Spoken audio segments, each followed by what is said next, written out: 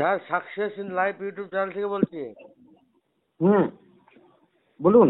Sir, আর তো পুজোর 2 দিন 3 দিন বাকি আছে। হ্যাঁ, তো আগামী সরকার 2 তারিখ। সংগঠন বলেছিল যে পুজোর আগেই হবে, অথবা যদি না হয় তাহলে পুজোর পরপরই হবে। হুম হুম হুম। কি বলবেন? এখনো পর্যন্ত পজিটিভ বার্তা এই খবরই আসছে, আপনি কি বলবেন এই বিষয়ে? বিষয় হচ্ছে, সরকারপন্থী সংগঠন, বিশেষ করে পার্শ্ব শিক্ষকদের যে সরকারপন্থী সংগঠন আছে, হুম তারা তাদের যে স্ট্র্যাটেজি, সরকারের যে স্ট্র্যাটেজি, সেটা রক্ষা করতে সম্পূর্ণ সফল হয়েছে। কারণ সরকারপন্থী সংগঠনের সবসময় চিন্তাধারা এরকমই থাকে, তারা সবসময় সরকারকে বাঁচিয়েই চলবেন এবং সরকারের অর্থ যাতে অপচয় না হয় সেটা তারা দেখবে। তো পার্শ্ব শিক্ষকদের বেতন বৃদ্ধি মানে তো সরকারের টাকাটা অপচয় হওয়া, হ্যাঁ। সেটা তো কোনো কাজে লাগা নয়। তো সেদিক থেকে তারা সফল হয়েছে, তারা সাকসেস হয়েছে। আর সবচেয়ে বড় সাকসেস যেটা হয়েছে, আমাদের একটা বিরাট অঙ্কের পার্শ্ব শিক্ষককে তারা এই ভুল বুঝিয়ে, তাদেরকে টোপ দিয়ে, তাদেরকে ঘুম পাড়িয়ে রেখে দিয়েছে এবং তাদেরকে মাতিয়ে রেখেছে যে পুজোর আগে হবে, এরপরে বলবে দেখবেন যে পুজোর পরেই বেতন বৃদ্ধি হচ্ছে। ফলে তারা তাদের দিক থেকে সফল, এটা আমি স্বীকার করে নিচ্ছি। তাহলে আপনি বলতে চাচ্ছেন যে ভাড়া বৃদ্ধি হবে না? দেখুন, হবে কি হবে না সেটা আমাদের সরকারপন্থী সংগঠনের যারা বড় বড় নেতা আছে তারা বলতে পারবেন। আমাদের রাজ্যে একজন শিক্ষামন্ত্রী আছেন শুনেছি, তিনি বলতে পারবেন। আমাদের রাজ্যের একজন মাননীয় মুখ্যমন্ত্রী রয়েছেন, তিনি বলতে পারবেন। হবে না এটা আমি কি করে বলি বলুন? আচ্ছা কিন্তু আমি সেরকম কিছু লক্ষণ এখনো পর্যন্ত দেখতে পাইনি। আচ্ছা, কিছু লক্ষণ দেখতে পাচ্ছেন না? মানে না, পুজোর এখনো পরেও পর্যন্ত হবে না? সেরকম কিছু। যদি পুজোর আগে না হয় তাহলে পুজোর পরেও হবে না? দেখুন, পুজোর পরে মানে তো আবার একটা বছর সময়। হুম। পুজোর পরে মানে আরো একটা বছর সময়। আর এরা কোন পুজো বলে না কিন্তু, কায়দা করে দুর্গা পুজো না কালী পুজো না মনসা পুজো সেটা কিন্তু এরা উল্লেখ করে না। আচ্ছা। ফলে এদের 12 মাসে আমাদের 13 পার্বণ, 12 মাস পুজো থাকে, আর এদের 12 মাস ওই পুজোর অশিলা থাকবে। দেখবেন বললো যে পুজোর পরেই বেতন বৃদ্ধি হবে। এদের উদ্দেশ্য হচ্ছে আন্দোলনকে পদদলিত করা, স্তীমিত করা, আন্দোলনে যাতে মানুষ না যায় সে বিষয়ে এরা সম্পূর্ণভাবে সাফল্য লাভ করেছে আমাদের বিরাট অংশের একটা পার্শ্ব শিক্ষকদেরকে ভুল বুঝিয়ে। আচ্ছা স্যার, সংগঠন তৃণমূল পার্শ্ব শিক্ষক সমিতির নেতারা তো বলছেন এই ভাতা বৃদ্ধি হবে, সেই সাথে শিক্ষামন্ত্রীও রিসেন্টলি 2টো সভা করেছে, একটা বহরমপুরে আর একটা এই কলকাতার আশেপাশে কোথাও একটা। তো তাতে উনি ইন্টার্নশিপ এবং মুখ্যমন্ত্রীর সাথে, মানে মুখ্যমন্ত্রী ফাইল রেডি করেছে এরকম বলেছেন। এই বিষয়টা কি বলবেন শিক্ষামন্ত্রীর এই? দেখুন, একজন ভদ্রলোক এর আগে শিক্ষামন্ত্রী ছিলেন, তিনি আমাদের ধাপে ধাপে উন্নতি করেছেন। এখন একজন আছেন, নতুন এসছেন মাননীয় শিক্ষামন্ত্রী ব্রাত্য বসু, তিনি এখন ইন্টার্নশিপের একটা নতুন গল্প ফেলেছেন। আসলে জিনিসটা সেই একই, বোতলটা নতুন। তাই তিনি আরো 20 বছর 15 বছর যাতে পার্শ্ব শিক্ষকদের এভাবে দমিয়ে রাখা যায়, ঠিক সেরকম ভাবেই তিনি একটা টোপ দিয়েছেন। আমি এখনো পর্যন্ত এটা নিয়ে ক্যাবিনেট হয়েছে, ক্যাবিনেট বৈঠক হয়েছে, তিনি যেটা বলেছেন তার কোনো অস্তিত্ব আমি অন্ততপক্ষে খুঁজে পাইনি। হতে পারে তিনি মন্ত্রী, তিনি ক্যাবিনেটে ছিলেন, হয়তো হয়েছে, কিন্তু তার বাস্তবায়ন আমি দেখতে পাচ্ছি না। আচ্ছা, কিছু বুঝতে পারছি না। তাই ইন্টার্নশিপের বিষয়টা কি? ওটা খায় না মাথায় দেয় সেটাও আমি এখনো সত্যি সত্যি জানি না। আমার যদি কোনো পার্শ্ব শিক্ষক বন্ধু সরকারপন্থী যারা আছেন তারা যদি বিষয়টা জেনে থাকেন, আমাদের যদি একটু বুঝিয়ে বলেন, আমার একটু বুঝতে সুবিধা হয়। 20 বছর ধরে চাকরি করছি, 18 বছর 20 বছর, কেউ কেউ 18 বছর, আর কারো 20 বছর। অনেকের 20 বছর পেরিয়ে গেছে। হ্যাঁ, 20 বছর পর পেরিয়ে গেছে। এর মধ্যে আবার ইন্টার্নশিপটা কি আসবে? অলরেডি তো শিক্ষক আমরা, তাদের ইন্টার্নশিপ করতে হবে তাদের কাজের সাহিত্য আনার জন্যে।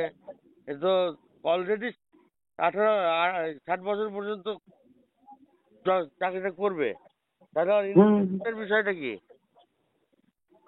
সেটাই তো আমি জানি না, সেটাই তো উনি ক্লিয়ার করেননি। আর ওটা উনি তো যখন এর আগে বছর 3-4 হয়ে গেল একজন নতুন নেতা দেখলাম তৃণমূলে জয়েন করলেন, তিনি বিকাশ ভবনে তার অফিসের সামনে সেখানে দাঁড়িয়ে তিনি বললেন যে আমাদের দিদিমণিদের সিসিএল দিয়ে দেওয়া হবে, হুম কিছু কিছু ক্ষেত্রে আবেদনের ভিত্তিতে ট্রান্সফারও দিয়ে দেওয়া হবে। তিনি 4 বছরের মধ্যে সেটা কার্যকর করতে পারেননি। হুম তো এটা আরো 10 বছর যাক, তারপরে ইন্টার্নশিপের মানে হয়তো পার্শ্ব শিক্ষকদেরকে উনি বোঝাবেন বা বুঝবেন। অবশ্য ততদিন উনি থাকবেন কিনা সেটা নিয়ে আমার একটু সন্দেহই আছে। তো স্যার ওই যে সমস্ত শিক্ষক মারা যাচ্ছেন তাদের হয়ে তাদের যে টার্মিনাল বেনিফিট সেই বিষয়টি হবে না? দেখুন, বিষয় হচ্ছে এইটা নিয়ে তো কোনো সংগঠন কোনো কথা বললেন না। আমি শুধুমাত্র বর্তমান পেপারকে একটা বিবৃতি দিয়েছিলাম, যেটা হিতে বিপরীত হলো। পার্শ্ব শিক্ষকদের এক প্রকার এটাকে ক্ষতি করাই হলো। কেমন ভাবে ক্ষতি করা হলো বলি, এর আগে ছিল এটা গ্র্যাচুইটি। যখন আমরা 32 দিন আন্দোলন করলাম, তারপরে আমাদের যেটা দিয়েছিলেন 1 লক্ষ থেকে বাড়িয়ে তৎকালীন শিক্ষামন্ত্রী মাননীয় পার্থ চট্টোপাধ্যায় তিনি সেটাকে 3 লক্ষ করেছিলেন, এবং সেটাও তখনও পর্যন্ত গ্র্যাচুইটি ছিল। গ্র্যাচুইটি থাকলে কি হয়, যদি কোনো ভদ্রলোক বা ভদ্রমহিলা কর্মরত অবস্থায় তিনি আমাদের ছেড়ে চলে যান, তবুও তার পরিবার সেই অর্থ পান। অন্যদিকে আবার তার টার্ম শেষ হলেও সেটা পায়, সেই টাকাটা তিনি পান। কিন্তু এখন কায়দা করে একটা শব্দ ওখানে বসিয়ে দিলেন, যে টার্ম শব্দটা, হ্যাঁ, টার্মিনাল বেনিফিট। টার্মিনাল বেনিফিট মানে কিন্তু আপনাকে 60 বছরের টার্ম পূর্ণ করতে হবে, তবেই কিন্তু আপনি সেই টাকাটা পেতে পারেন, নচেত নয়। যে সমস্ত বন্ধুরা আমার রিটায়ার করছেন তাদের পক্ষে এটা ঠিকঠাকই আছে, 5 লক্ষ টাকা ঠিকঠাকই আছে, তারা পেয়ে যাচ্ছে না বা পাবেন। কিন্তু যে সমস্ত মানুষরা আমাদের ছেড়ে চলে যাচ্ছেন, তাদের পরিবারগুলো একদম পথে গিয়ে বসছে। এইটা নিয়ে আমি কোনো সরকারপন্থী বন্ধুকে আমি দেখলাম না যে তারা কোনো রকম ভাবে উচ্চবাচ্য করলেন। শুধু সরকারপন্থী নয়, যারা যারা সরকারপন্থী সংগঠনকে, যে সমস্ত সংগঠনগুলো সহযোগিতার হাত বাড়িয়ে দিয়েছে, যারা তাদের প্রতি আস্থা রাখছেন এখনো পর্যন্ত, তারাও কিন্তু এটা নিয়ে কোনো শব্দ ব্যয় করেননি। এটাই দুঃখের বিষয়। তো আগামী দিনে এই সমস্ত প্রশ্নগুলো উঠবে, আর তার ক্ষেত্র প্রস্তুতের কাজ চলছে। তার ক্ষেত্র প্রস্তুত হলে আমরা নামবো এবং এই সমস্তগুলো নিয়ে নিশ্চয়ই আমরা তুলে ধরবো। স্যার, আপনার যে কথা তাতে বোঝা যাচ্ছে যে ভাতা বৃদ্ধি অত সহজে হবে না।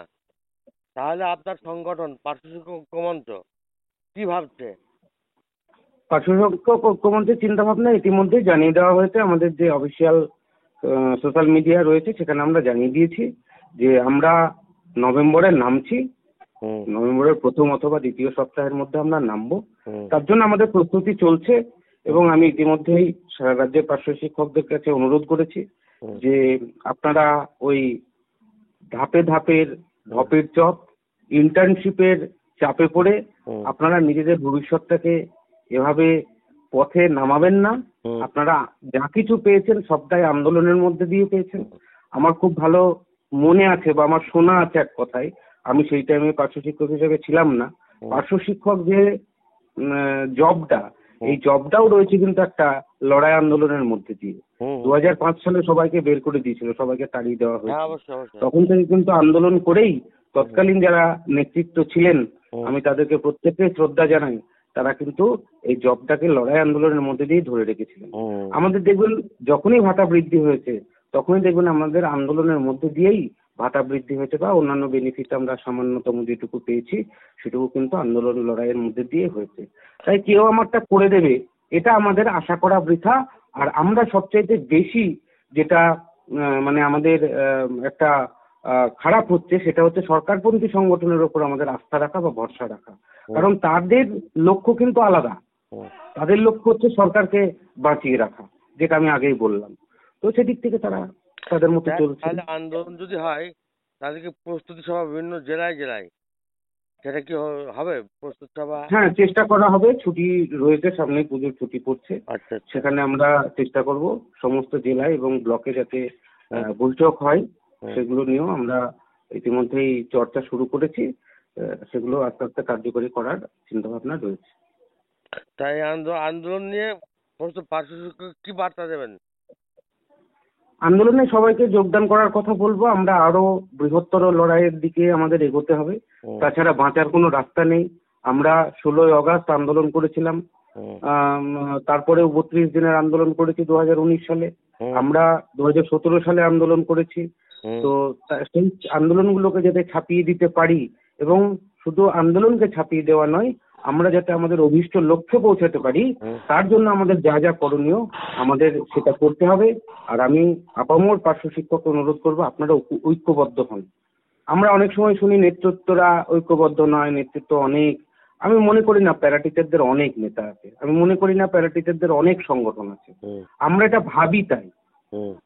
আমরা যদি যে কোনো একটা সংগঠনের ছত্রছায়ায় আসি, অথবা যে সংগঠন ডাকলো সেই সংগঠনের ছত্রছায়ায় যদি আমরা যাই, তাহলে পরে আমাদের কি ক্ষতি হবে? ক্ষতি হবে না, বরং যদি না যায় তাতে আমাদের ক্ষতি হবে। এই কিছুদিন আগে ইলেকশনের আগে একটা নতুন একটা মঞ্চ তৈরি হয়েছিল, আমরা দেখেছি। সেই মঞ্চের ডাকে বহু পার্শ্ব শিক্ষক সেখানে গেছে, সেখানে আমিও গেছিলাম, অনাহুত ছিলাম যদিও, তবুও আমি গিয়েছিলাম। সেই সংগঠন, সেই মঞ্চের কি উদ্দেশ্য, আসল উদ্দেশ্যটা কি, সেটাও আমরা জানতাম, আমরা বুঝতে পেরেছিলাম, বুঝতে পেরেও আমরা গিয়েছিলাম। তো সেখানে দাঁড়িয়ে আমরা যদি যাই তাতে তো আমাদের ক্ষতি খুব একটা নেই। অবশ্যই।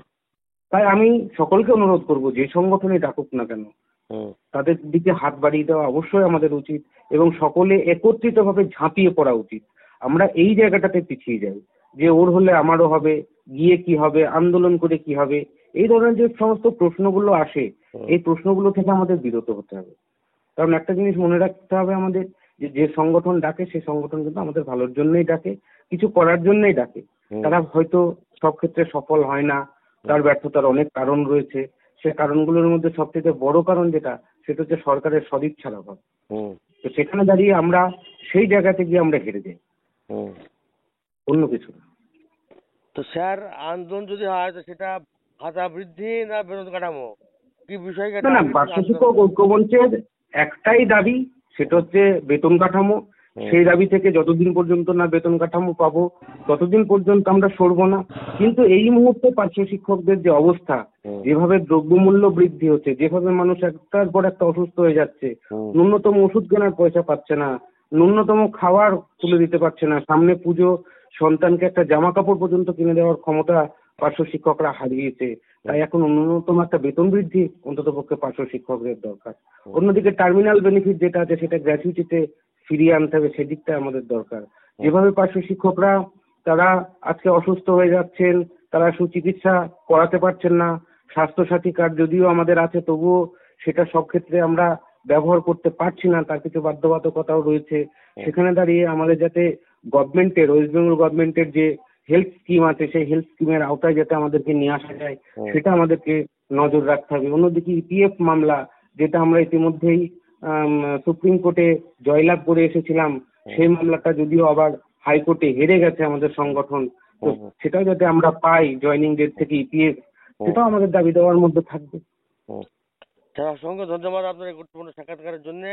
আশা করছি সরকার আমাদের পুজোর আগে, যেহেতু দুদিন আছে, সরকার ইচ্ছে করলে এর মধ্যেই পারে, আর যদি বাই চান্স না করে তাহলে পুজোর পরে ভাতা বাড়াবে, আর যদি না করে তাহলে আন্দোলন। তো আপনাকে ধন্যবাদ আপনার গুরুত্বপূর্ণ সাক্ষাৎকারের জন্য। আশা করছি আমরা। আপনাকে অনেক ধন্যবাদ, ভালো থাকবেন। আপনার এই চ্যানেলের সমস্ত দর্শকের শুভকামনা কামনা করছি, এবং সেই সঙ্গে আগামী শারদীয়ার আগাম শুভেচ্ছা আমি সকলকে জানাচ্ছি। ধন্যবাদ, ভালো থাকবেন।